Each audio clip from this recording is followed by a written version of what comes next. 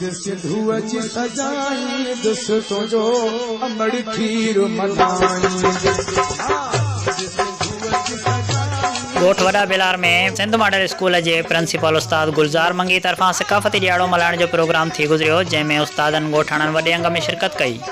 उस्ताद मुमताज़ हुसैन, उस्ताद एहसान वाली ॾिनो सिद्दीक़ चयो त असां सकाफ़ती ॾियारो ईद करे मल्हाईंदा आहियूं। प्रिंसिपल उस्ताद गुलज़ार मंगी तरफ़ां सकाफ़ती ॾियारे मल्हाइण लाइ ख़ुसूसी महिमान क़ाबिल एहतराम सिटी प्रेस क्लब जो चेयरमैन साईं ज़वार शाह, असद अली वसाण, इमदाद लाड़क, आरिफ हुसैन खाकी पिणु शिरकत कई। उन मौक़े ते उस्तादनि ॿारनि जी तालीम बाबति तक़रीरूं कयूं। उस्ताद मुमताज़ हुसैन, उस्ताद एहसान अली ऐं ॿियनि महिमाननि बि तक़रीरूं कयूं। क़िबला साईं ज़वार हुसैन शाह तक़रीर कंदे चयो त सिंध में रहंदड़ सिंधी ॿोली खे नज़रअंदाज़ कयो पियो वञे।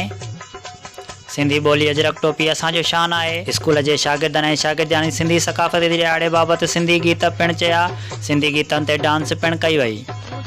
प्रिंसिपल उस्ताद गुलज़ार मंगी आयल महिमाननि जो शुक्रियो अदा कंदे चयो त मां हिन प्रोग्राम में आयल महिमाननि जो तमामु घणो थोराइतो आहियां, जिन स्कूल जे ॿारनि खे तालीम जो दर्स ॾिनो। जी